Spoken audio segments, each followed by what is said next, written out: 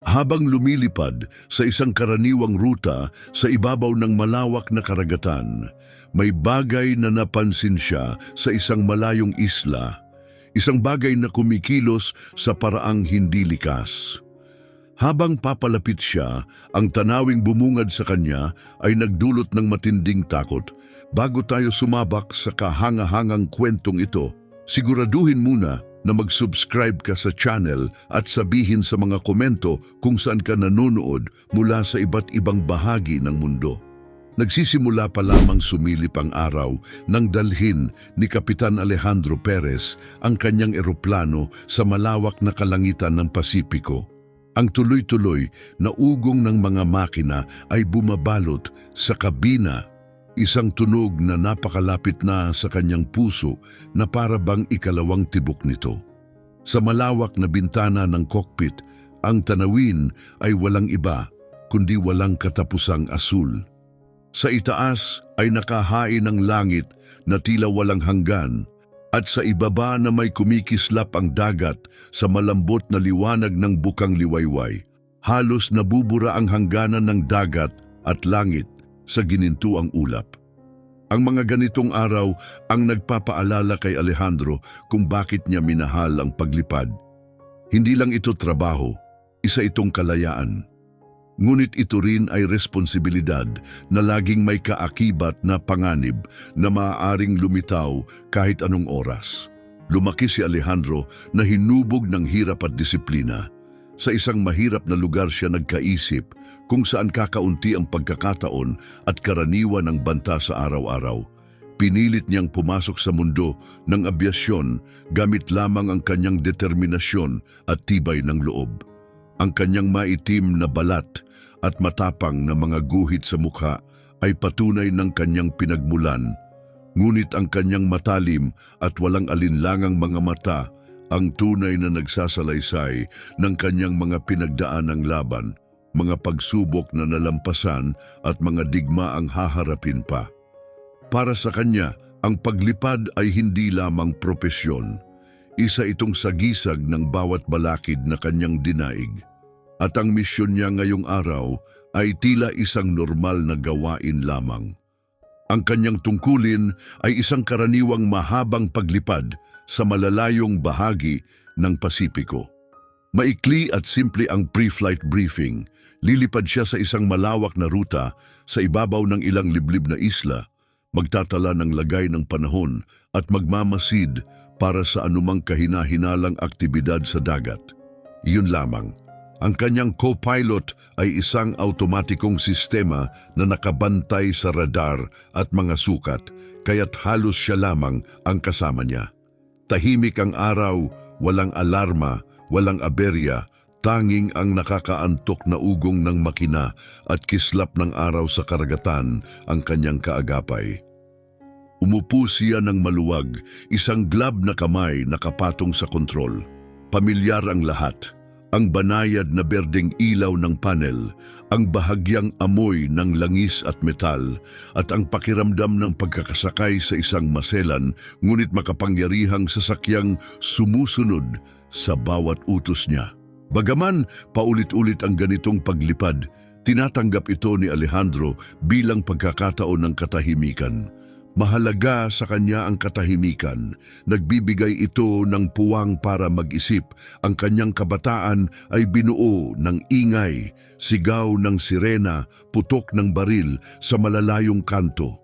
Ngunit dito, sa ibabaw ng lahat, tanging kapayapaan ang umiiral. Gayunpaman, hindi siya nagpabaya. Patuloy niyang minamasdan ang kalangitan, minomonitor ang mga instrumento at binabantayan ang radar. Ang sukat ng gasolina, taas ng lipad at lagay ng panahon ay sinusuri ng parang automatiko.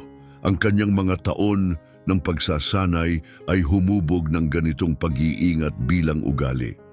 Alam niyang ang panganib ay dumarating sa oras na hindi inaasahan. Maraming piloto na ang nabigo dahil nagpakampante, biglang sinalubong ng bagyo, turbulence o aberya sa makina. Ngunit si Alejandro ay laging alerto. Habang lumilipas ang oras, napunta ang kanyang isipan sa mga taong naghihintay sa kanya sa kanilang tahanan. Naisip niya ang kanyang 2 anak na babae, napakabata pa, na laging nagliliwanag ang mga mukha sa tuwing siya'y umuuwi.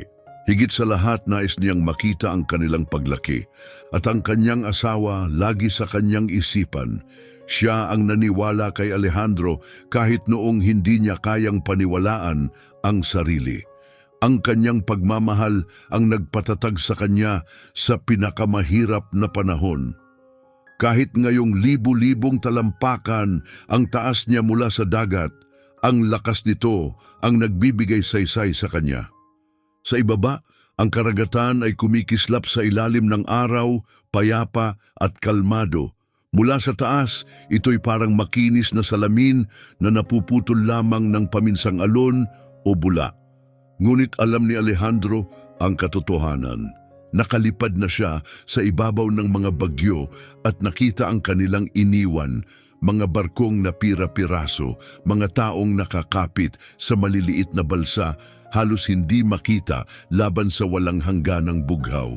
Maaaring magmukhang banayad ang Pasipiko, ngunit ito'y mabangis at walang patawad at dapat igalang ng sinumang tatawid dito. Isang mahinang beep ang gumambala sa kanyang iniisip. May lumitaw na mahina sa radar, isang kislap, halos lamunin ng ingay ng background. Napakunot ang noo ni Alejandro at inayos ang mga setting ng radar. Maaari itong maging kahit ano, refleksyon ng araw sa tubig, interference, o baka ibon na nahagip ng sensor. Kilala ang dagat sa ganitong panlilinlang. Ngunit hindi niya ito binalewala, minarkahan niya ang mga coordinate at bahagyang lumihis pakanluran para siyasatin. Ang kanyang pakiramdam ang nagtulak sa kanya. Habang umiikot ang eroplano, tumama ang sikat ng araw sa kanyang muka. Muling umalingaw-ngaw sa kanyang isipan ang babala ng dati niyang instruktor. Huwag mong ipagwalang bahala ang kakaiba, Perez. Maaaring wala lang iyon o maaaring iyon ang lahat. Pinanghawakan niya ang aral na iyon at nakapagligtas na ito ng buhay ng ilang ulit. Muling pinagmasdan ni Alejandro ang dagat at ang malalayong isla sa abot tanaw. Karamihan ay mga piraso ng buhangin na may ilang puno ng niyog, hindi pa nasasaling ng tao. May kakaibang hiwaga ang kanilang pag-iisa, para bang kabilang sila sa ibang panahon. Hindi basta pinupuntahan ng tao ang mga islang iyon. Walang daungan, walang gusali, pawang kalikasan lamang. Ngunit alam niyang hindi sila laging walang laman. Kung minsan, sila ang nagiging huling pag-asa ng isang taong nawala sa dagat. Isang pirasong lupa, gaano man kaliit, ay maaaring maging milagro. Muling binago ni Alejandro ang direksyon patungo sa kumukutitap na signal. Mahina itong lumilitaw, nawawala at bumabalik na para bang ayaw magpakita. Lohikal na alam niyang malamang isa lamang itong teknikal na aberya, isang simpleng sablay sa sistema ng radar. Ngunit may bahagi sa kanya, ang bahaging mas nagtitiwala sa kutob kaysa sa malamig na datos, na hindi makapagpatawad na basta na lang iyon baliwalain. Bahagyang bumilis ang tibok ng kanyang puso habang sumulpot ang isang ideya. Paano kung may tao talagang nandoon na sumusubok makipag-ugnayan? Paano kung isa itong senyal? Mabilis niyang tiningnan ang antas ng gasolina. Sapat pa. Sapat para lumihis ng kaunti, sapat para mag-detour, sapat para mag-imbestiga. Muli niyang naisip ang kanyang mga anak na babae at ang mga tahimik na pangakong binitiwan niya sa sarili noong siya'y pumasok sa trabahong ito, na hinding-hindi niya ipagwawalang bahala ang pagkakataong tumulong, na hindi niya tatalikuran ang posibleng buhay na nakasalalay. Sa buong focus, inikot niya ang mga kontrol at itinuro ang eroplano patungo sa misteryosong coordinate. Mabagal na lumipas ang oras, tanging ugong ng makina at kaluskos ng static sa headset ang kasama. Sa labas ng cockpit, wala namang kakaiba. Walang katapusang tubig, langit at katahimikan. Ngunit sa loob, dama ni Alejandro ang pagbabago. Isang banayad na bigat sa kanyang dibdib na para bang may babala sa hangin, mahina para marinig, ngunit napakalakas para ipagsawalang bahala. Hindi niya ito maipaliwanag at hindi na rin kailangan. Mayroon talagang naroon. Habang yumuyuko siya, pinipikit ang mga mata laban sa liwanag ng umaga. Pumasok sa isip niya ang mga naunang biyahe. May mga lipad na lumipas ng walang insidente. May ilan na sinubok siya at may iilang tuluyang nagbago ng kanyang buhay. Walang paraan para hulaan kung anong uri ng paglipad ito magiging. Ngunit may pakiramdam siyang malapit na niyang malaman. Di nagtagal, lumitaw ang malabong hugis ng isang maliit na isla. Halos hindi makita laban sa walang katapusang dagat. Sa unay mukhang karaniwan lang, isang nakalimutang piraso ng lupa, walang tao, tahimik. Ngunit habang lumalapit, may kumurot sa kanyang sikmura. Hindi niya maipaliwanag kung bakit, ngunit dama niya ito. Hindi tulad ng iba ang islang ito. Habang lumalapit ang eroplano, maayos ang ugong ng mga makina, pinabagal ni Alejandro ang bilis at naghanda para sa mababang pasada. Pinagmasdan niya ang bawat detalye, ang dalampasigan, ang mga dulo ng puno, bawat tanawing nakikita. Maaring wala lang ito o baka rin hindi. At doon mismo, habang lumilinaw ang isla at nakahain ang dagat sa likuran na parang tahimik na saksi, walang ideya si Alejandro Perez na ang lahat ay magbabago. Para sa kanya at para sa iba, binaba niya ang altitude. Nakatutok ang mga mata sa makitid na linya ng puting buhangin na naghihiwalay sa dagat at sa makapal na gubat sa gitna ng isla. Mula sa malayo, tila mapayapa, tahimik, payak, hindi pa nasasaling. Ngunit nang lumihis siya ng bahagya pakanan, itinapon ng araw ang bagong mga anino sa dalampasigan na naglantad ng kakaiba. Isang bagay na hindi nabibilang sa kalikasan. Hindi ito hugis ng baybayin o galaw ng mga puno. Isa itong gawa ng tao, sinasadya at puno ng kagyat na kahulugan. Naroon, nakaukit sa buhangin, sa malalaking hindi pantay na letra, ang mensaheng hinding-hindi malulusutan ng sinumang sanay na mata, SOS. Magaspang at hindi perpekto ang mga letra, ginawa mula sa nagkalat na debris at mabibigat na batong hinila mula sa gilid ng isla.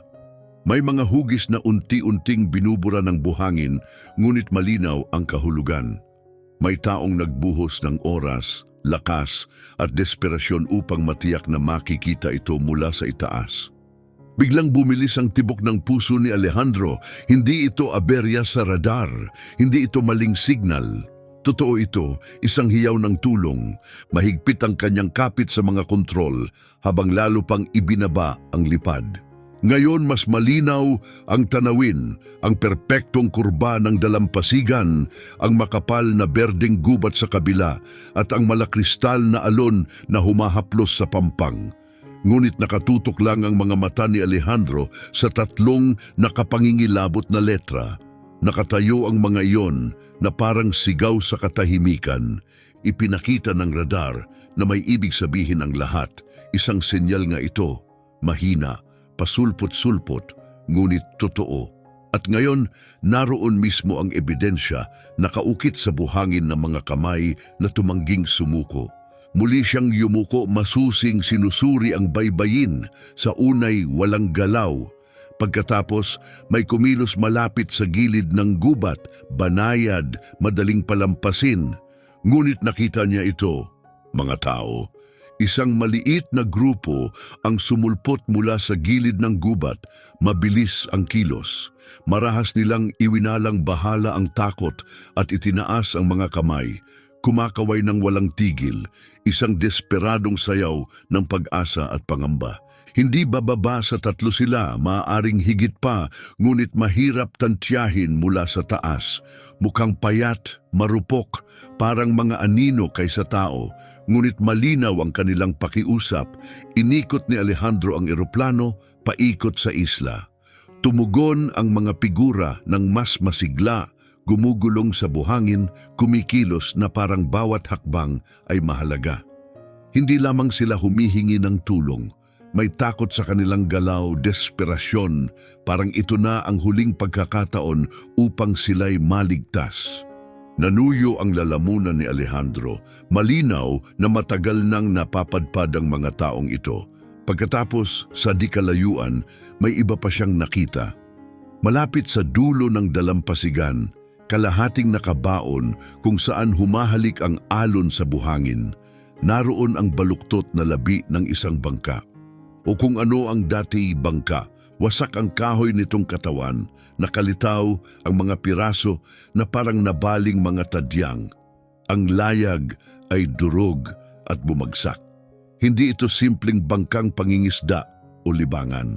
Dati itong matibay, ginawa para sa mahabang biyahe, ngunit ngayon wasak na lamang. Ano man ang nangyari upang dalhin sila rito, tinanggal nito ang anumang pag-asa ng pagtakas. Mabilis na naglaro ang isipan ni Alejandro. Ang islang ito'y malinaw na walang nakatirang tao. Naaalala niya ang briefing. Walang mga komunidad, walang outpost. Ang buong lugar ay tinukoy na walang nakatira, na nangangahulugan lamang ng isang bagay. Hindi sila dumating dito ng kusa. Dalawa lang ang posibleng paliwanag, maaring ang lumihis ng malayo ang kanilang bangka mula sa orihinal na ruta, o di kaya'y may mas nakababahalang dahilan kung bakit sila napadpad sa liblib na bahagi ng Pasipiko nang walang daan pabalik. Inabot ni Alejandro ang kanyang radyo, sinusubukang makipag-ugnayan muli sa base, ngunit static lang ang tugon, isang huni ng katahimikan na nilulon ang kanyang tinig bago pa man ito makalayo. Ang bagyong nakita niya kanina ay marahil nagsimula ng hadlangan ng signal, ngunit hindi siya maaaring magpatumpik-tumpik. Ang eksenang bumabalangkas sa ibaba ang humihingi ng buong atensyon niya. Yumuko siya palapit sa bintana, pinikit ang mga mata upang mas malinaw na makita ang mga tao sa ibaba. Ang kanilang mga katawan ay payat, halos hindi makakilos ng maayos. Mukha silang mga anino ng tao kaysa tunay na tao. Bawat galaw ay mabigat, nilalamon ng labis na pagod. Nakita niyang may isang tao ang bumagsak sa buhangin at agad namang tinulungan ng isa pa upang makatayo muli. Ang kanilang mga damit ay sira-sira, kupas sa araw, nakalaylay sa payat na katawan. Isang bigat ang dumagan sa dibdib ni Alejandro. Hindi sila basta napadpad lang kamakailan. Halatang ilang linggo, marahil higit pa, na silang na-stranded. Agad niyang kinuwenta sa isip ang kanilang tsansang mabuhay. Oo, posible ang makaligtas sa isang isla gaya nito, pero napakahirap. Ang inuming tubig ay halos imposibleng makuha. Ang pagkain ay malamang limitado sa niyog, shellfish o anumang mahahanap nila. Kung nakapagtayo sila ng silungan, marahil gawa lang ito sa kahoy na inanod at dahon ng niyog. At kahit ganoon, ang init, bagyo at mga insekto ay dudurog sa kanila, pisikal at mental. Ngayon, malinaw sa kanyang mga mata, matindi ang pakikibakang dinaanan nila at tanging kapirasong pag-asa ang nagpanatili sa kanila. Ngunit may isa pang bagay, isang bagay na mas nakakagulo kay Alejandro kaysa sa kanilang itsura. Kahit mula sa layong iyon, dama niya ito. Ang nakikita sa kanilang mga mukha ay hindi lang ginhawa. Nakatago sa likod ng desperadong mga kilos ay may isa pa, takot, at hindi iyon takot sa gutom o uhaw. Mula sa gilid ng kanyang paningin, sa mas malalim na bahagi ng gubat, nasulyapan niya ang isang mabilis na galaw. Hindi ito hangin. Masyado itong mabilis, masyadong sinasadya. May isang bagay o isang tao na dumaan sa pagitan ng mga puno. Nanigas ang kanyang tiyan. Kung tatlo lang ang nakitang nakaligtas sa dalampasigan, sino o ano pa ang nagtatago sa isla? Muling pinaikot ni Alejandro ang eroplano para sa isa pang pasada, mas mababa ngayon. Tumanggi siyang ipagwalang bahala. Sabi ng kutob niya, hindi ito isang simpleng misyon ng pagsagip. Ang sirang bangka, ang SOS sa buhangin, ang kalagayan ng mga nakaligtas, sapat na itong kagyat. Ngunit ngayon, sa mga aninong nagkukubli sa gubat, iba na ang bigat ng sitwasyon, isang babala. Sa itaas, nagsimulang magbago ang panahon. Kanina, ang mga ulap ay manipis at magkakahiwalay, ngunit ngayon ay nagiging makapal at madilim. Unti-unting natatabunan ng ulap ang liwanag ng araw. Sa karaniwan, hindi ito halata, ngunit sanay ang mata ni Alejandro. Alam niyang masama ang dala nito. Bumababa ang pressure, lumalakas ang hangin. Mga senyales ng bagyo. Sa ibaba, hirap ang mga na-stranded na manatiling nakatayo. Bumagal ang kanilang pagkaway, nilalamon ng labis na pagod. May isang lumuhod sa buhangin, hindi na kayang magpatuloy. Isa pang kasama ang pilit na itinayo siya, hindi hinayaang sumuko. Naging mahigpit ang panga ni Alejandro. Nakakita na siya ng ganitong klase ng desperasyon dati pagkatapos ng bagyo sa mga kampo ng refugee, sa mga rescue mission. Ngunit ngayon, may halo itong kakaibang bagay. Isang bagay na nagpataas ng balahibo sa kanyang batok. Huminga siya ng malalim at muling binalik ang atensyon sa mga instrumento, sinusubukang magpakalman sa pamamagitan ng mga nakasanayang gawain sa paglipad. Kadalasan, nakatutulong ang routine na ito upang manatili siyang matatag. Ngunit ngayon, walang checklist o protocol ang makakapagtago ng katotohanan. Nakatagpo siya ng mga taong hindi dapat nandoon at ngayon nakasalalay ang kanilang buhay sa kung ano ang gagawin niya. Muli siyang umikot ng mabagal sa ibabaw ng isla. Ang SOS sa buhangin ay nananatiling matapang, ngunit unti-unti na itong binubura ng hangin, nililinis ng mga butil ng buhangin. Ang desperadong mensahe, ginawa ng may matinding pagsisikap, ay unti-unting naglalaho. Hindi lang ito panawagan ng tulong, ito'y isang deklarasyon, isang mensaheng inukit mismo sa lupa. Buhay kami, kailangan ka namin, huwag kang aalis.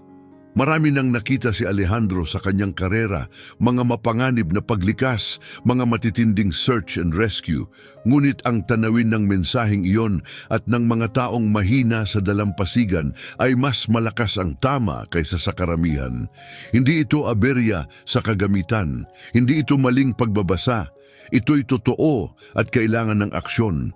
Ang sirang bangka, ang mga aninong kumikilos sa gubat, ang nanghihinang mga nakaligtas, lahat iyon ay kumutkot sa kanyang isipan. Habang inaayos niya ang throttle at nagsimulang lumiko muli, isang kilabot ang dumaloy sa kanyang gulugod. Anumang bagay ito, hindi ito basta distress call. Ramdam niya, may tinatagong lihim ang islang ito at nagsisimula pa lang itong lumitaw.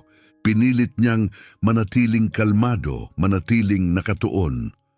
Ngunit sa kaibuturan niya, hindi niya mapatahimik ang boses na bumubulong. Hindi lang ito tungkol sa pagliligtas ng buhay. May mas madilim na bagay na naghihintay sa ibaba habang kumakapal ang ulap at nagiging mabigat ang langit sa paparating na ulan. May isang bagay na malinaw kay Alejandro, nagbago na ang paglipad na ito. Wala na ang routine. Pumasok na siya sa isang hindi alam na mundo at wala nang balikan. Patuloy ang ugong ng makina habang muling umikot si Alejandro sa isla. Sa ibaba, ang mga letrang SOS ay kumikislap na parang parola, desperado at matatag laban sa buhangin. Ang mga nakaligtas ay patuloy na kumakaway, ngunit ang kanilang mga galaw ay nagiging mas magulo, halos mabangis. Inaasahan niyang makakita ng pag-asa sa kanilang mga kilos, pag-aliw, ngunit ang nakita niya ay mas malapit sa takot. Parang hindi lang siya tinatawag palapit, kundi binabalaan ding lumayo. Ang kanilang mga senyas ay desperado, magulo, hindi lang pakiusap ng pagsagip, kundi may iba pa, may hindi sinasabi. Muli niyang sinubukan ang radyo. Sumambulat ang static sa kanyang tainga. Nawawasak ang signal bago pa man ito makalabas ng cockpit. Nagpalit siya ng channel, inayos ang mga dial at inulit ang kanyang distress call, ngunit nanatiling walang tigil ang static. Ang bagyong namumuo sa abot tanaw ay nagsimula ng maglabas ng madidilim na anino sa langit, palapad at pahaba habang nilalamon ang liwanag ng umaga. Kinain ng interference ang signal, iniwan si Alejandro na tuluyang naputol. Ang tanging koneksyon niya ngayon ay nasa mga taong nasa dalampasigan sa ibaba at sa mga madidilim na figurang gumagalaw, kakaiba at sinasadya sa pagitan ng mga puno. Binaba niya ang altitude, pinilit niyang silipin ang ilalim ng canopy. Sa una, parang hangin lamang na yumanig sa mga puno ng niyog. Ngunit may kakaiba, ang mga puno ay kumikilos sa isang direksyon habang may mga aninong dumudulas sa kabaligtaran. Mas lalo siyang tumutok. Ngayon, malinaw na, may mga tao sa loob ng kagubatan. Hindi sila katulad ng payat at naghihingalong mga kastaway sa dalampasigan. Iba ang mga ito. Maliksi at maingat ang kanilang kilos. Ayaw nilang makita. Samantalang ibinuyang-yang ng mga nakaligtas ang kanilang mga sarili, kumakaway, nadarapa, desperado sa tulong, ang mga nasa puno ay nanatiling nakatago. Gumagalaw sila ng may layunin at hindi iyon para mabuhay. Isang kilabot ang dumaan kay Alejandro, ang instinktong gumabay sa kanya sa buong buhay na nagligtas sa kanya sa mga combat zone at mapanganib na biyahe ay muling kumilos. May mali rito, malaking mali. Bumalik sa isip niya ang bangkang wasak sa pampang, sapat itong malaki para magsakay ng higit sa ilang pasahero. Nasaan na ang iba? Maaaring may ilan na nakaligtas ngunit piniling maglaho sa kagubatan kaysa maghanap ng saklolo. Mas masama pa, paano kung ang mga tao sa kagubatan ay hindi biktima? Paano kung sila ang panganib? Mabilis niyang pinagdugtong-dugtong ang mga posibilidad. Bawat isa'y mas nakagigimbal kaysa sa nauna. Maaaring mga smuggler nagtatago ng kontrabando o mga pirata na pilitang dumaong at ayaw matagpuan. Maaaring mga kriminal na ginagamit ang isla bilang kublihan. O ang pinaka-nakakakilabot na ideya, baka ang mga payat na kastaway sa dalampasigan ay bihag na ng mga nilalang na ngayoy nagkukubli sa kagubatan. Umuga ang eroplano nang hampasin ng malakas na hangin. Pinatatag niya ang timon, muling sinilip ang dalampasigan. Isa na namang tao ang bumagsak, nakadapa sa buhangin bago pilit na itinaas ng kasama. Nanginginig ang kanilang mga braso, ang balat sunog at bitak-bitak sa ilang linggong pagkabilad sa araw. Ang kanilang mga damit punit-punit nakadikit sa katawang butot balat na lamang, ngunit patuloy silang kumikilos, patuloy silang kumakaway. Hindi lang sila humihingi ng tulong, naghihikahos silang huwag pabayaan. Ngunit higit pa sa pisikal na paghihirap ang nakaukit sa kanilang kilos. Ngayon, nakita na niya ito. Ang desperasyon ay hindi lang dahil sa gutom o uhaw. Ito'y mas malalim na takot. Takot sa kung anong nasa likuran nila sa linya ng gubat. Takot na kapag siya'y umalis, tuluyan na silang maglalaho. Pinag-aralan niya ang heograpiya. Ang isla ay maliit lamang, isang maninipis na kurbadang buhangin na bumabalot sa makapal na gitna ng kagubatan at kalat-kalat na palumpong. Walang daungan, walang gusali, walang senyales ng kabihasnan, walang dahilan para may tao rito. Maliban na lang kung may nangyaring mali o kung may pumili sa islang ito para sa mga hindi inosenteng dahilan. Nagdidilim ang kalangitan sa itaas. Paparating na ang bagyo, mabilis na bumabalot sa langit. Kumidlat sa gilid ng ulap, walang tunog, ngunit nakakatakot. Nakakita na si Alejandro ng ganitong panahon dati, mga bagyong kayang gawing impyerno ang himpapawid at dagat. Lumalamon ng eroplano at binabawas ang visibility hanggang sa wala.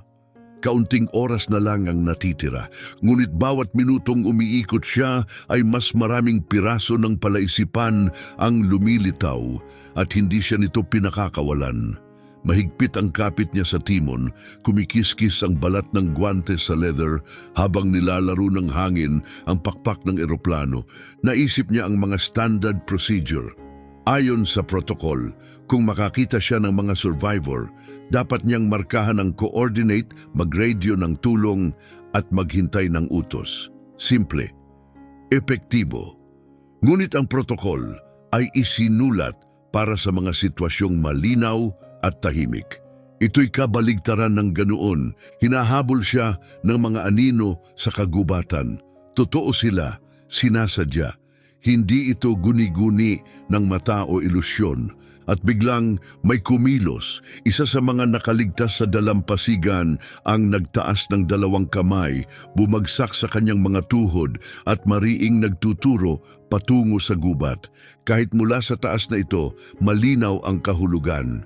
Hindi lang sila humihingi ng saklolo, binabalaan nila siya. Nagmamakaawa silang makita niya kung ano ang sumusunod sa kanila, kung ano ang nakatago sa likuran nila. Isang kilabot ang gumapang sa likod ni Alejandro. Muling inuga ang eroplano ng hangin. Bumalik sa kanyang alaala ang isang misyon, mga taon na ang nakalilipas nang siya'y nag-alinlangan. Sumunod siya noon sa rulebook kaysa sa kanyang kutob. At dahil sa pag-aatubiling iyon, may isang taong namatay. Ang bigat ng pagkakasalang iyon ang sumunod sa kanya mula noon, humubog sa bawat desisyong ginawa niya. Nangako siya, hindi na mauulit. Sa ibaba, lalong nilamon ng bagyo ang kalangitan, nagngangalit sa dilim. Yumanig ang frame ng eroplano sa malupit na turbulence. Nagsimula na ang countdown. Ilang minuto na lang, may oras pa siyang umalis, bumalik na may kasamang backup. Ngunit may buhay pa kaya siyang madaratnan pagbalik niya. Muling tumingin siya sa ibaba. Ang mga nakaligtas, halos hindi na makapaglakad, ay patuloy pa ring umaabot sa kanya. Sa likuran nila, ang mga anino ay muling umatras sa kagubatan. Tahimik. Nanonood, naghihintay, sumigaw ang kanyang instinto. Hindi lang ito isang emergency, hindi lang ito isang aksidenteng bangka o miscommunication. May mali rito, may panganib. At siya lamang ang nakakaalam ngayon. Hindi na siya basta piloto sa isang patrol. Isa na siyang saksi sa isang bagay na nakatago, isang bagay na madilim, isang bagay na hindi dapat makita ng mundo. Unti-unting nabura ng hangin ang mga letra ng SOS. Tinatangay ng mga butil ng buhangin ang kanilang mga gilid na para bang mismong oras ang nagbubura ng desperadong sigaw. Patuloy na kumakaway ang mga nakaligtas. Nanginginig ang kanilang mga braso sa bigat ng pagod. Kahit ang kanilang mga katawan ay tila nagsusumamo rin, payat at mahina, ngunit malinaw ang mensahe. Huwag ninyo kaming iwan. Dahan-dahang bumuga ng hininga si Alejandro, gulo ang kanyang isip, ang bagyo sa itaas, ang sirang bangka, ang mga taong nasa dalampasigan, kalahating buhay na lang, ang iba pa nakatago sa kagubatan. Lahat iyon ay nag-ugnay-ugnay, hindi simpleng pagkakataon. Ito'y kagyat, mapanganib at labis na mali. Alam niyang kailangan niyang kumilos. Ngunit ano, iba ang sinasabi ng manual, iba ang sinasabi ng kanyang konsensya. Bawat segundo na lumilipas ay may bigat ng mga buhay na nakabitin sa pagitan ng kaligtasan at ng bagyong parating. Sa malayong bahagi ng dagat, kumislap ang katahimikang kidlat. Muling nyugyog ng hangin ng eroplano, para bang ang kalangitan mismo'y nagbababala sa kanya. Sa sandaling iyon, naunawaan ni Kapitan Alejandro Perez ang susunod niyang galaw ay hindi lang magtatakda ng misyon. Ito'y magtatakda ng kung sino siya. Mula sa itaas, napakaliit ng isla laban sa walang hangganang dagat. Ngunit sa munting pirasong lupaing iyon, may nakatagong dambuhalang lihim. Hindi na siya basta umiikot sa isang liblib na piraso ng buhangin. Umiikot siya sa isang lihim na ayaw mabunyag. Banayad na umalog ang eroplano habang muli niyang itinuwid ang lipad.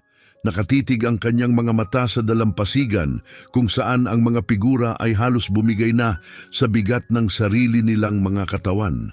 Muli nilang itinaas ang mga braso sa desperadong pagkaway kahit paubos na ang lakas. Sa likuran nila nakatayo ang pader ng gubat, makapal, madilim, nagmamasid. Nasa isipan pa rin niya ang mga hugis na gumagalaw sa mga puno, mabilis at sinasadya. Ang mga tao sa dalampasigan ay gustong makita. Ang mga nasa gubat ay hindi.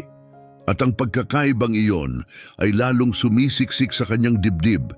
Bawat pasada niya sa islay mas pinapalinaw ang agwat at mas nakakatakot. Muling kumalat ang static sa kanyang headset. Sinubukan niyang magpadala muli ng signal, mahinahon at sanay ang kanyang tinig, ngunit muli nalunod sa static ang bawat salita. Walang gabay mula sa command, walang utos, walang tulong. Hindi ngayon, mag-isa siya, kabisado na niya ang protocol, markahan ang coordinates, i-report, maghintay ng utos. Simple, ligtas. Ngunit ang nakikita niya sa ibaba ay wala sa anumang manual. 3 kalansay na tao na halos bumigay, desperadong umaasa ng milagro. Mga aninong nagkukubli sa likuran na may hindi nakikitang layunin at isang bagyong paparating handang burahin ang lahat.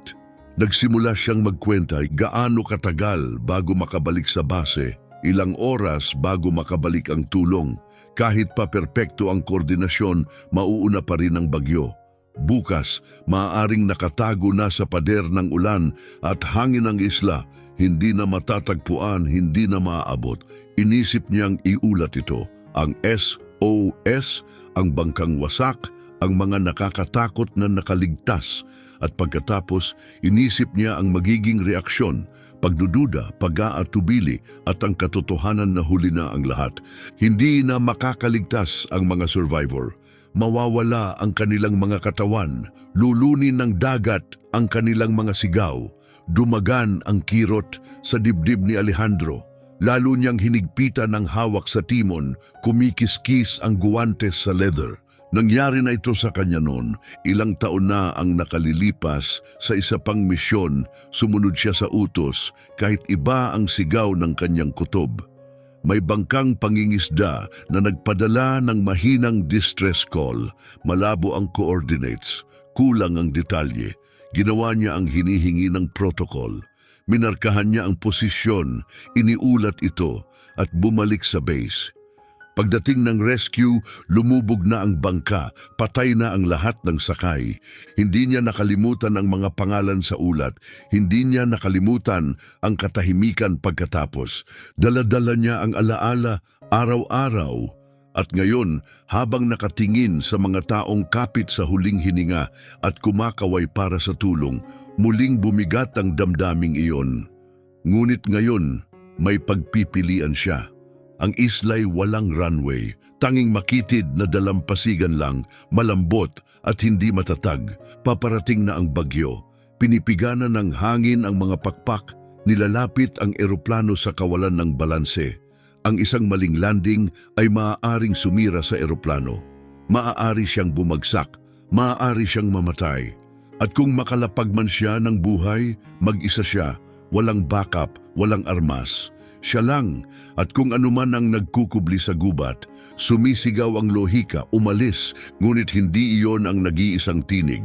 May isa pa, isang mas malalim, ipinanganak mula sa pagkakasala, pinanday ng pagkabigo, pinatibay ng mga pangakong binitiwan sa katahimikan, isang tinig na bulong.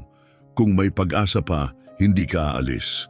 Ang mga patakaran ay para sa istruktura, ngunit hindi patakaran ang nagliligtas ng buhay. Mga tao ang gumagawa noon, mga desisyon, at ang desisyong ito ay kanya.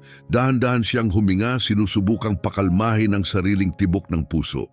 Dumating na ang unahan ng bagyo, isang makapal na kurtina ng maiitim na ulap ang lumulon sa liwanag, isang kidlat ang tumama sa dagat, kumislap na parang basag na salamin sa ibabaw ng alon. Wala nang oras para mag-isip, tanging oras para pumili. Ilang minuto na lang ang natitira para magpasya. At sa loob ng mga sandaling iyon, dama ni Alejandro ang bigat ng bawat buhay sa dalampasigan na dumadagok sa kanyang balikat. Patuloy pa ring kumakaway ang mga nakaligtas, ngunit mabagal na. Bawat galaw ay parang kumukuha sa huling lakas na natitira sa kanila. Hindi na sila tatagal pa. Pumasok sa isip ni Alejandro ang kanyang mga anak, ang liwanag sa kanilang mga mata, ang tuwa sa kanilang mga mukha sa tuwing siya'y umuuwi. Ano ang maipapaliwanag niya kung iiwan niyang mamatay ang mga taong ito? Paano niya sasabihing pinili niya ang kaligtasan kaysa sa awa? Naisip din niya ang kanyang asawa, ang tanging taong laging nakakita sa kanya bilang matapang kahit nagdududa siya sa sarili. Maaring hindi malaman ng asawa niya ang buong katotohanan ng nangyari rito, ngunit siya alam niya. At alam niyang hindi siya mabubuhay dala ang bigat ng pagkukulang. Hindi muli, hindi ngayon. Mabilis at malinaw ang naging pasya, hindi na mababawi. Maglalapag siya, anuman ang bagyo, anuman ang banta sa kagubatan. Hindi siya aalis na parang walang nangyari. Hindi ngayon, hindi na kailanman. Inayos niya ang ruta ng eroplano, pinalapad ang ikot habang sinisiyasat ang baybayin sa ibaba. Kurbado at makitid ang dalampasigan, halos hindi sapat para sa ligtas na pagbaba, ngunit baka sapat na. Kinuwenta niya ang bilis ng hangin, pinag-aralan ang agos ng dagat, tinantya ang gumagalaw na tubig. Ang kanyang focus ay matalim na parang labaha. Nagsanib ang pagsasanay at kutob sa perpektong balanse. Sa ibaba, tila naunawaan ito ng mga nakaligtas. Naging masigla ang kanilang mga kilos, bagaman mahina pa rin. Isa ang muling bumagsak, ngunit agad sinalo ng mga kasama. Mula sa taas, nakita ni Alejandro ang munting kislap ng pag-asa sa kanilang mga galaw, mahina ngunit muling nabubuhay. Alam nila, darating siya. Naniniwala na sila ngayon. Habang pumasok ang eroplano sa huling ikot, kumuyom ang panga ni Alejandro. Nakatayong mabigat ang bagyo sa kanyang likuran, ang anino nito'y bumabalot sa dagat. Ang kagubatan sa ibaba'y kumikilos, puno ng mga aninong gumagalaw, at ang dalampasigan, manipis, malambot at mapanganib, ay dumarating ng mabilis. Ngunit wala siyang nadamang takot, tanging paninindigan. Hindi siya tatalikod. Hindi ngayon, tumataas ang manipis na piraso ng buhangin upang salubungin siya, kalahating pangako, kalahating banta. At pinatatag ni Alejandro ang kanyang kapit habang ginagabayan ang eroplano pababa, tinatanggap ang panganib, anuman ang dala nito. Mabilis ang pagbaba, umuungol ang mga makina sa bigat, inilinya niya ng perpekto ang eroplano sa makitid na buhanginan. Malakas ang tibok ng kanyang puso, mas malakas pa kaysa sa ugong ng mga propeller. Bawat hampas ng hangin ay sinusubukang ilihis ang mga pakpak. Nagdilim ang abot tanaw, kumikislap ang mga kidlat sa loob ng makapal na ulap. Nakababa na siya sa masamang lugar dati, ngunit hindi kailanman ganito. Walang puwang para sa pagkakamali. Sa isang gilid ay gubat, sa kabila'y agos ng dagat. Ang runway ay parang gilid ng labaha. Wala nang pangalawang pagkakataon, hindi na sila mga malalayong anino, mga tao na sila ngayon, malapit at totoo. Sunog ang kanilang mga mukha, puno ng desperasyon, nanginginig ang mga katawan sa gutom at init. Tumakbo sila palapit sa lugar ng paglapag, tinatakpan ang mga mata laban sa hangin ng makina, sumusulong tungo sa kaligtasan gamit ang huling piraso ng lakas. Nangirot ang puso ni Alejandro. Siguro'y kay tagal nilang naghintay, tumingala sa langit araw-araw, nananalangin para sa isang eroplano, isang senyas na hindi sila nakalimutan. Ngayon siya ang sagot, nanatili siyang matatag, itinutok ang mga gulong habang palapit ng palapit ang dalampasigan. Nang lumapat sa buhangin ng gulong, dumagundong ang epekto sa cockpit. Malakas na yumanig ang eroplano. Kumikiskis ang buhangin laban sa metal, kinakaladkad siya hanggang sa huminto. Sa isang iglap, inakala niyang mababasag ang landing gear, naguguho ang eroplano. Ngunit hindi. Sumubsob ang ilong, nanginig at muling umangat. Umungol ang mga makina habang todo ang preno, bumagal ang takbo at pagkatapos katahimikan. Nabalot ng bigat ang cockpit. Ang tanging naririnig ay hampas ng alon at ihip ng hangin. Huminga siyang malalim na pagtanto na kanina pa niya pinipigil ang hininga. Nanginginig ang kanyang mga kamay habang inaalis ang headset. Unti-unting nawala ang static. Sa labas, mabilis nang lumapit ang tatlong nakaligtas. Dumadapa sila sa buhangin, mga kamay nakalahad, luha ang pumapatak. Halos hindi na sila tao, kupas sa araw, butot balat, nanginginig ang bawat hakbang. Ngunit may nananatiling apoy sa kanila. Dinala sila rito ng pag-asa. Sa likuran nila naghihintay ang gubat. Madilim, tahimik, nagmamasid. Naalala ni Alejandro ang mga figurang nakita niyang dumudulas sa pagitan ng mga puno. Nandoon pa rin sila, walang duda. Nanonood, naghihintay. Binuksan niya ang pinto ng cockpit at lumabas sa buhangin. Agad siyang sinalubong ng init, ang maalat na hangin dumidikit sa kanyang balat. Malapit na ang hampas ng alon, masyadong malapit. 1 oras pa at maaring burado na ang dalampasigan. Narating siya ng mga nakaligtas at bumagsak sa kanyang mga paa. Hanggang doon na lang nakayanan ng kanilang katawan. Mabilis siyang lumuhod, sinalo sila at itinayo ng maingat. Isang lalaking kupas ang buhok ang kumapit sa manggas ni Alejandro. Ang kanyang labi gumagalaw sa paos na bulong. Ngunit walang lumabas na tunog. Kinuha ng matinding pagkauhaw ang kanyang tinig, pinutol ng maraming araw sa ilalim ng malupit na araw. At gayon paman, pinilit pa rin niyang magsalita. Isa pang lalaki, bata pa ngunit hindi rin ligtas sa paghihirap, ay halos sumandal na ng todo kay Alejandro, nanginginig ang kanyang mga braso't binti. Sa pagitan nila, isang babae ang kumikilos ng sobrang marupok, na para bang isang malakas na ihip lamang ng hangin ay maaaring tangayin siya. Hukay ang kanyang mukha sa gutom, lubog sa anino ang kanyang mga mata, maputla at bitak-bitak ang kanyang mga labi. Nang ipatong ni Alejandro ang kamay niya sa balikat ng babae, dama niya ang mahinang tibok ng puso sa ilalim ng balat. Sobrang hina, parang hindi totoo. Inakay niya silang tatlo patungo sa lilim ng kanyang eroplano, nagbibigay ng kaunting proteksyon laban sa palakas ng palakas na hangin. Ngunit paulit-ulit pa rin siyang napapatingin sa gilid ng kagubatan. Kumakalampag ang mga puno ng niyog sa ihip ng paparating na bagyo, ngunit hindi iyon ang dahilan ng kaba ni Alejandro. May nakatingin, wala mang halatang galaw, wala mang ebidensya, ngunit daman niya ang bigat ng mga matang nakasilip mula sa dilim, parang ulap na bumabalot sa paligid niya. Matagal na niyang natutunang pagkatiwalaan ang pakiramdam na iyon, ang instinktong hinasa ng mga taon ng paglipad sa mga lugar na puno ng panganib. At ngayon, malinaw ang sigaw ng instinktong iyon, hindi ka nag-iisa.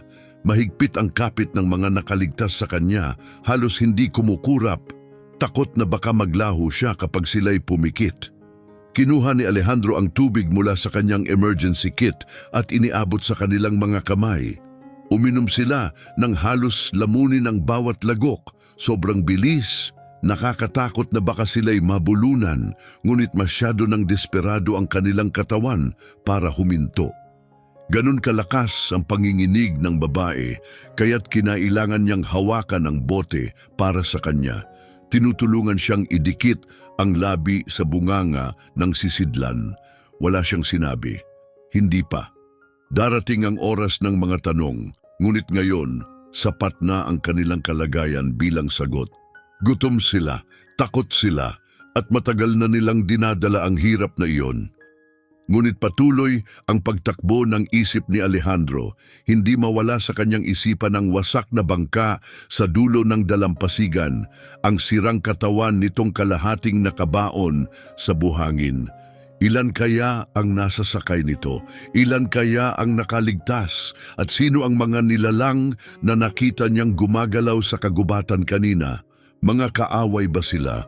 Mga dating kakampi na ngayoy naging kalaban dahil sa desperasyon? Anong kwento ang naganap sa islang ito? Isang kwentong tinago ng katahimikan at ng bagyo. Gumulong ang kulog sa malayo, isang malalim na ugong na dumaan sa lupa sa ilalim ng kanyang mga paa. Ang langit ay nagdilim, kulay abot-uling, at ang dagat na dating bughaw ay naging mapurol at metaliko sa bigat ng parating na ulan. Uubos na ang oras. Kailangan niyang magdesisyon, subukang lumipad muli bago tuluyang bumalot ang bagyo o manatili at harapin ang hindi pa nakikita. Parehong delikado, ngunit ang pananatili ay nangangahulugang haharapin nila ang anumang nagkukubli sa kagubatan. Tinitigan siya ng mga survivor gamit ang mga matang puno ng pagsusumamo. Naghahanap sila ng kasagutan na wala sa kanya. Sanay siya bilang piloto, bilang sundalo, handa para sa mga sitwasyong may patakaran at malinaw na kahihinatnan. Ngunit wala rito ang ganoong katiyakan. Dito, instingto na lamang at bigat ng pasya ang gabay. Muling inuga ng hangin ang eroplano. Napatingin si Alejandro sa kagubatan at ngayon nakita niya iyon. Isang kisap ng galaw, isang figura nakatayo, sinasadya, hindi hangin, hindi hayop, may tao, nandoon, nanonood, at marahil sinusukat ang layo mula sa silungan hanggang sa dalampasigan. Tumindig si Alejandro, pinatatag ang kanyang balikat, pinanday ang katawan na parang bakal. Hindi siya nagbuwis ng buhay para makalapag dito, para lamang mahulog sa isang bitag. Ang mga taong iniligtas niya mula sa bingit ng kamatayan ay patunay ng kanilang paghihirap, patunay na may nag-ukit ng SOS sa lupa at kumapit na nalangin ng saklolo. Ngunit may ibang ibinubulong ang gubat, isang bagay na malamig, isang bagay na planado, hindi lang basta lugar ng kaligtasan ng islang ito, isa itong kulungan ng mga lihim. At sa kanyang paglapag, binuksan niya ang pinto nito. Halos sumapit na ang bagyo.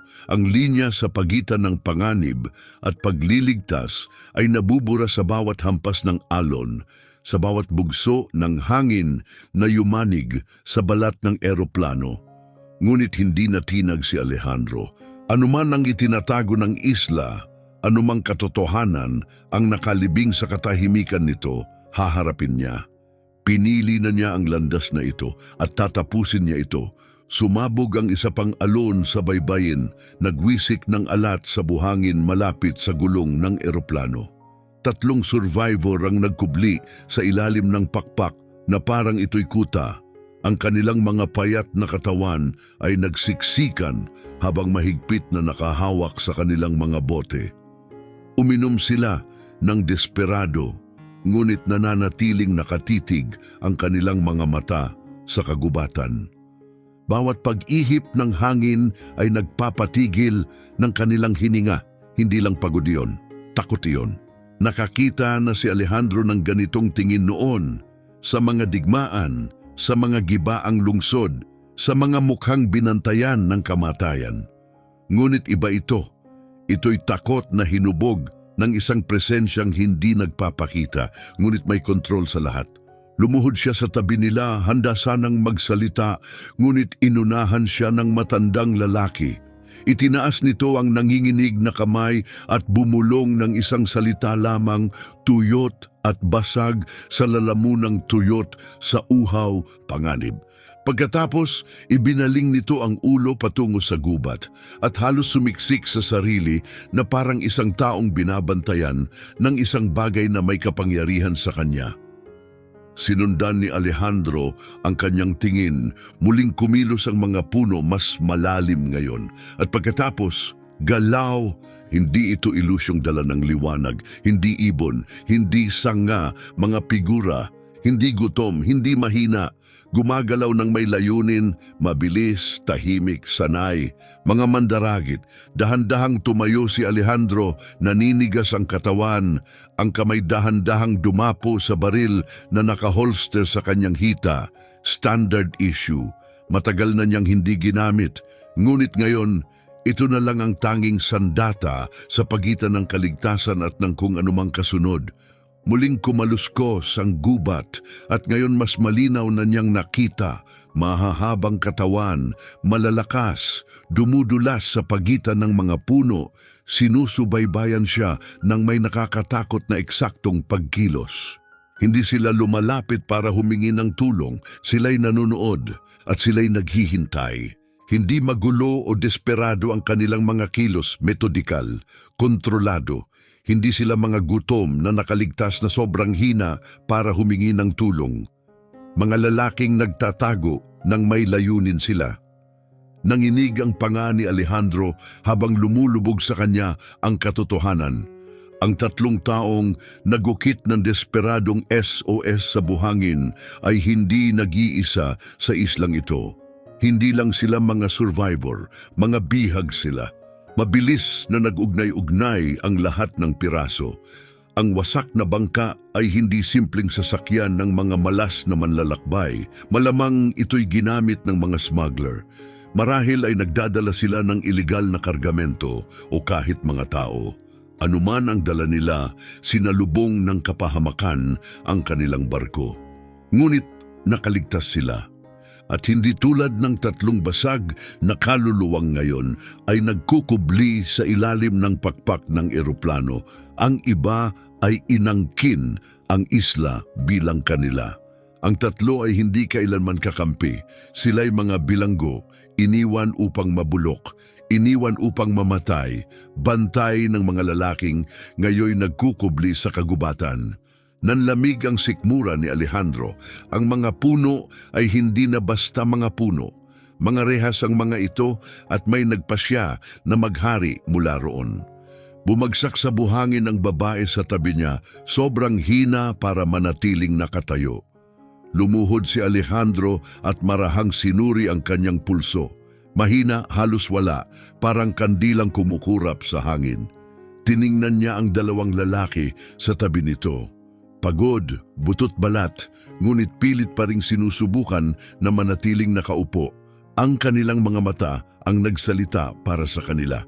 Hindi kami makalapit noon. Ngunit ngayon, dahil sa iyo, kaya na namin. Ang kanyang pagdating ang sumira sa katahimikan. Nagbigay sa kanila ng pagkakataon ng munting paglaban, laban sa kanilang mga tagapigil. Ngunit hindi pa umalis ang mga mambibihag. Nandoon pa rin sila, ilang hakbang lang ang layo, nanonood.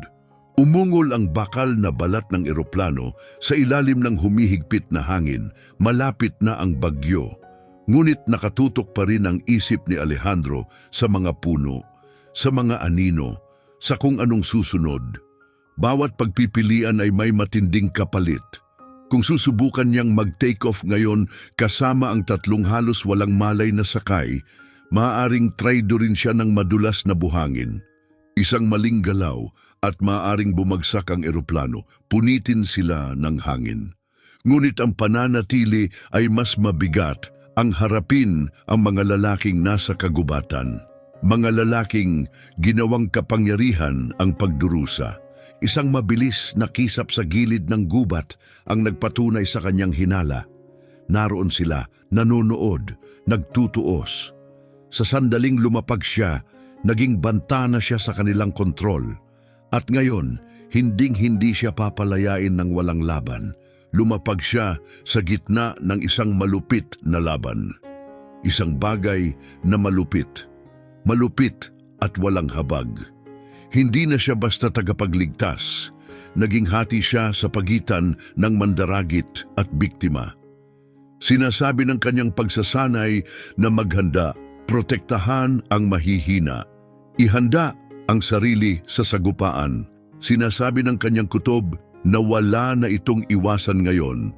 Tumingin siya sa sidearm na nasa kanyang hita. Standard issue, hindi malaki ngunit maaaring sapat na. Sa cockpit may flare gun. Maaaring gumawa ng mga sandata mula sa kung anong meron siya. Improvise, mabilis, magaspang. Ngunit kailangan. Nakipaglaban na siya sa gitna ng kaguluhan noon, ngunit iba ito. Hindi ito war zone. Isang lugar ito kung saan ang takot ang pumalit sa mga patakaran. at ang gutom ay nagbalik ng tao sa pagiging halimaw. Muling bumulong ang matandang survivor, maninipis na tulad ng sinulid ang tinig. Ginawa nila kaming pagkain, trabaho. Nadurog ang kanyang mga salita sa pag-ubo, inuubos ang natitirang lakas niya. Ngunit naintindihan ni Alejandro, ginagamit sila, pinilit na magtipon ng pagkain, magtrabaho. Tinrato silang parang ari-arian, iniwan upang maagnas. Iyon ang paliwanag sa lahat, sa kanilang mga payat na mukha, sa kawalan ng pag-asa sa kanilang mga mata, sa kontrol na pinananatili pa rin ng mga nasa anino. Sumabog ang kidlat sa langit, sa isang iglap, nabalot ng nakakasilaw na puti ang dalampasigan. At sa kislap na iyon, nakita ni Alejandro sila.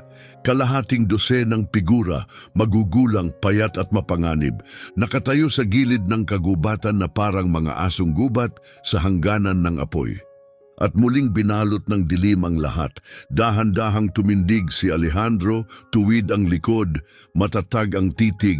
Hindi siya pumunta para lumaban, ngunit kung kailangan, handa siya. Walang pag-aalinlangan, ang paglapag ay pasya niya, at ngayon ang pagtatanggol sa tatlo ay tungkulin niya. Minsan na siyang nabigo, ilang taon na ang nakalilipas nang sumunod siya sa utos kaysa sa kanyang kutob. Hindi niya nakalimutan ang kabayaran ng pagkakamaling iyon at hindi na niya muling uulitin. Sa kanyang likuran, humihinga ang kagubatan ng tensyon.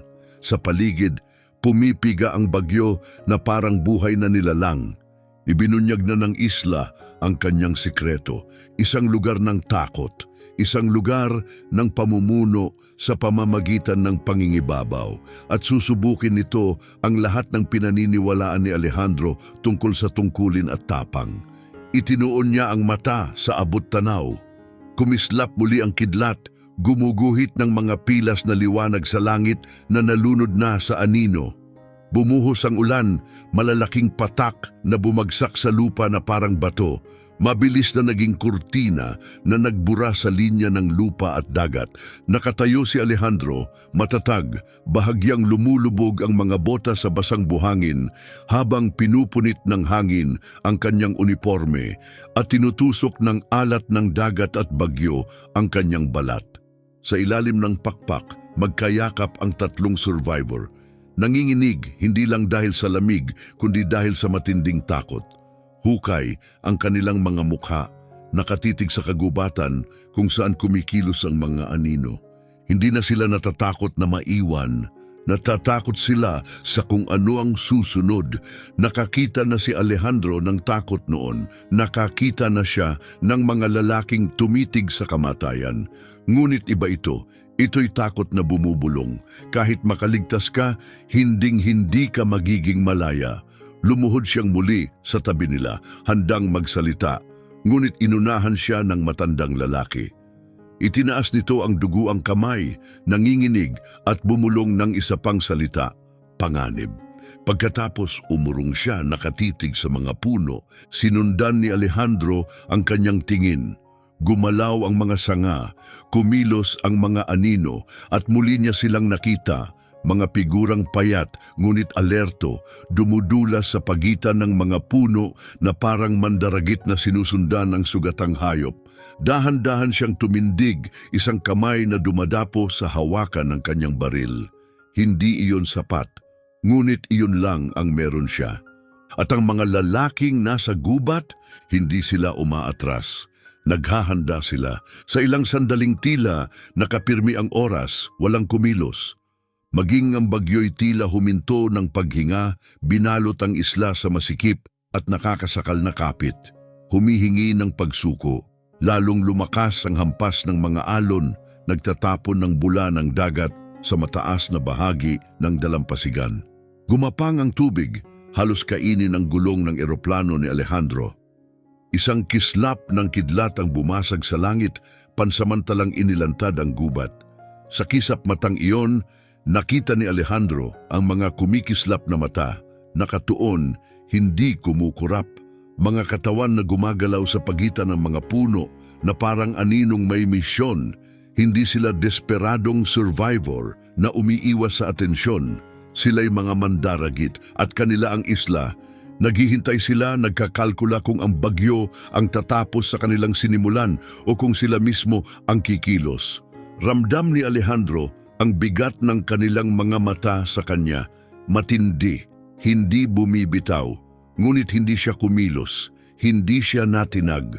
Lumuhod siya muli sa tabi ng tatlong survivor, nagsalita ng mababa at kalmado, halos lunurin ng alon at hangin ng kanyang tinig. Kailangan nila ng katiyakan, kailangan nila ng tapang. Sinabi niyang hindi siya aalis, naligtas sila sa ngayon. Ngunit sa kanyang isipan, mabilis ang pagtakbo ng mga plano. Kumakalat ang mga kalkulasyon, hindi na posible ang paglipad. Lumiliit ang dalampasigan, kinakain ng mga alon ang natitirang runway. Kung susubukan niyang lumipad sa hangin na ito, titirahin ng bagyo ang eroplano bago pa man ito makaalis. Ang pag-alis ay hindi opsyon, ang pananatili ay mapanganib. Ang tanging natitira ay ang magtiis. At sa gitna ng ulan, isang lalaki ang lumitaw mula sa kagubatan. Payat at matikas, ang mga damit winasak ng panahon, ngunit ang kanyang mga mata ay nagliliyab ng mabangis na apoy. Sumunod ang iba, lumitaw mula sa mga puno na parang mga mandaragit na nakaamoy ng kahinaan. Hindi sila sumigaw, hindi sila nagmadali. Ang kanilang tahimik na paglapit ay mas masahol pa. Naglakad sila ng may kumpiyansa, mga lalaking matagal nang naghahari sa lugar na ito. Dahan-dahang tumindig si Alejandro, ang kamay nakalapat sa sidearm sa kanyang hita. Hindi pa inilalabas, ngunit handa. Isang tahimik na mensahe. Nakikita ko kayo, hindi ako uurong. Sa kanyang likuran, napaiyak ang mga survivor kusang umatras, hindi dahil sa bagyo, kundi dahil sa mga lalaking matagal na nilang kinatatakutan. Kahit ang pagtayo malapit kay Alejandro ay delikado na para sa kanila, na para bang ang simpleng paglapit sa paghimagsik ay magdadala ng parusa. At naunawaan niyon ni Alejandro, malalim ang takot nila, isang takot na hinubog ng mahabang pagkakabilanggo. Ninakawan na sila ng lakas noon pa man bago siya dumating. Muling kumidlat at sa liwanag nito naging parang larangan ng digmaan ng dalampasigan. Nakatayo ang dalawang panig, magkalapit, ngunit hiwalay. Mabigat ang hangin sa posibilidad ng susunod na mangyayari. Pagkatapos ay umikot ang langit, mas malakas ang ulan, sumigaw ang hangin, at sa gitna ng kaguluhan sumugod ang mga umaatake. Ginamit nila ang bagyo bilang takip, nakakabulag, nakabibingi. Ngunit hindi naghintay si Alejandro, mabilis niyang hinugot ang flare gun mula sa emergency kit at pinaputok ito pataas. Isang guhit ng nagliliyab na pula ang bumasag sa itim na langit. Isang apoy ng pagtutol humahati sa dilim. Sa loob ng ilang segundo, nagliwanag ang buong dalampasigan. Napaatras ang mga kaaway, tinakpan ang kanilang mga mukha, nag-alinlangan kahit saglit lamang. Dahil ang flare na yon ay hindi lang banta, isa rin itong senyal. Isang panawagan ng saklolo. Sumigaw si Alejandro, tinig na matatag laban sa unos. Nagbigay siya ng mga babala, ng utos, ng anumang salita para hadlangan sila. Ang kanyang katawan ay naging pader sa pagitan ng mga survivor at ng kanilang mga tormentor. Hindi na tinag kahit sa gitna ng galit ng kalikasan. Nanghina ang mga umaatake, sumiklab muli ang bagyo. Lumusong ang mga alon sa dalampasigan, nilamon ang pagitan ng dalawang panig, nagliparan ng debris, niyurakan ng hangin ang buhangin. Ginamit ni Alejandro ang pagkakataon, inilipat ang mga survivor palapit sa eroplano, ginamit ang fuselage bilang kanlungan, iniharang niya ang sarili, matatag na parang muog, walang bala, Walang suntukan, ngunit nagningas ang tensyon, kuryente ng nakabitin na karahasan. Mula sa gubat, tumitig ang mga lalaki sa gitna ng ulang dumadagundong. Galit ang nasa kanilang mga mata, isang tahimik na sumpa na hindi pa tapos ang lahat. Ngunit kahit sila'y hindi kayang labanan ng bagyo, pinunit ng hangin ang kanilang mga damit, gumalaw ang buhangin sa ilalim ng kanilang paa. At maging ang mga mandaragit ay nagsimulang madapa. Nakita iyon ni Alejandro, ang munting kislap sa kanilang mga mata. Hindi takot sa kanya, kundi sa isang mas dakilang puwersa. Ang bagyo ay walang panig at wala itong awa. Humarap ang oras, bawat segundo'y parang isang oras. Bumuhos ang ulan, lumipad ang mga sanga, nabasag ang mga puno. Ngunit nanatiling matatag si Alejandro, ang katawan niyang pader, ang isip niyang matalim, hinding-hindi siya babagsak. At saka sa gitna ng unos, narinig niya ito. Mahina sa simula, ngunit lumalakas ang ritmikong tunog ng mga rotor blade, isang helicopter. Ang tunog na matagal na niyang ipinagdarasal. Sumabog ang ginhawa sa kanyang dibdib, ngunit hindi niya ipinakita, hindi pa. Hindi hanggang sa ligtas na sila. Narinig din ito ng mga kaaway. Nagbaluktot ang kanilang mga mukha sa galit. Tapos na ang kanilang oras at alam nila yon. Ang ilan ay naglaho pabalik sa kagubatan, naglaho sa gitna ng unos. Ang iba'y nanatili, nakamasid, pinapanood ang pagbagsak ng kaharian na akalay kanila, ngunit kahit sila'y sumuko rin sa dalampasigan. Kumapit ang mga survivor kay Alejandro nang lumitaw ang helicopter sa gitna ng ulan. Lumaro ang searchlight sa dalampasigan na silayan ng halos naburang ukit ng SOS sa buhangin. At sa itaas nito, ang pulang glow ng flare ay nananatiling nakasindi, isang parola ng paglaban. Itinaas ni Alejandro ang kanyang mga braso, nagbigay senyas sa gitna ng hangin. Nanginig ang kanyang katawan sa lamig at pagod, ngunit tuwid ang kanyang likod. Bumaba ang winch, mabilis siyang kumilos, inuna ang babae, magaan ang katawan sa kanyang mga bisig habang isinasalpak niya ito sa harness. Dahan-dahan siyang umangat, parang dahong hinipan ng bagyo, hanggang sa mawala sa ligtas na taas. Isa-isa niyang isinunod ang iba, bawat isa-isang tahimik na tagumpay, hanggang siya na lang ang natira. Muling bumaba ang kable, sumasayaw sa hangin. Hinawakan ito ni Alejandro, kumakapit ng mahigpit, kumikirot ang kanyang mga kalamnan. Ginigil niya ang kanyang mga ngipin, pinatatag ang sarili laban sa bagyo. At sa wakas, umangat siya.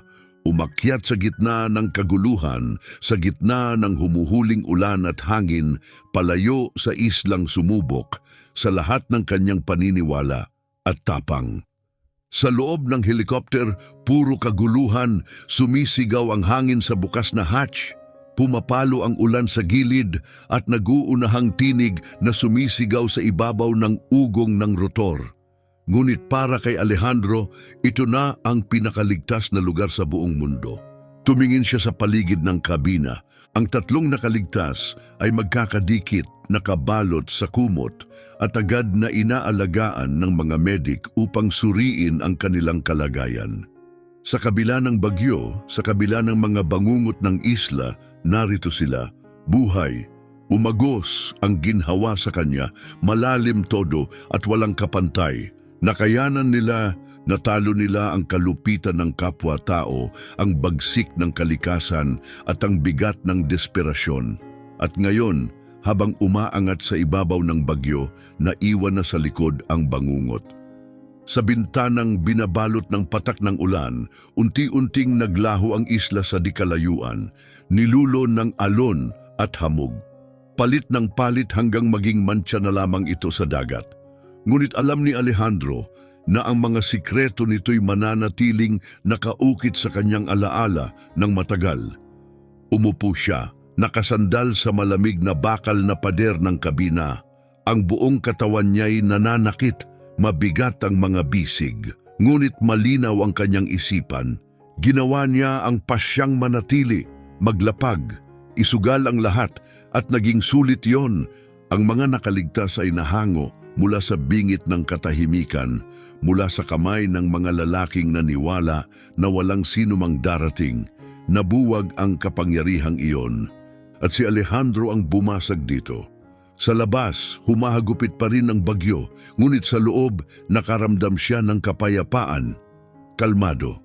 Naisip niya ang kanyang mga anak na babae, ang kanilang tawa, ang kislap sa mga mata tuwing siya'y umuuwi. Naisip niya ang kanyang asawa, ang tahimik na lakas na palagi niyang ibinibigay sa kanya. At naisip niya ang mga pangakong ginawa niya sa sarili, hindi sa mga briefing o manual, kundi sa kanyang kaluluwa. Ngayong pagkakataon, hindi siya lumayo. Ngayong pagkakataon, pinili niya ang tapang kaysa sa protokol, ang malasakit kaysa sa pag-iingat. At sa paggawa nito, naging siya ang uri ng taong palagi niyang pinangarap na maging. Habang tinatangay sila ng helikopter patungo sa kaligtasan, ipinikit ni Kapitan Alejandro Perez ang kanyang mga mata. Sandali lang. Lalampas din ang bagyo, ngunit ang alaala ng gabing ito ay mananatili sa kanya magpakailanman.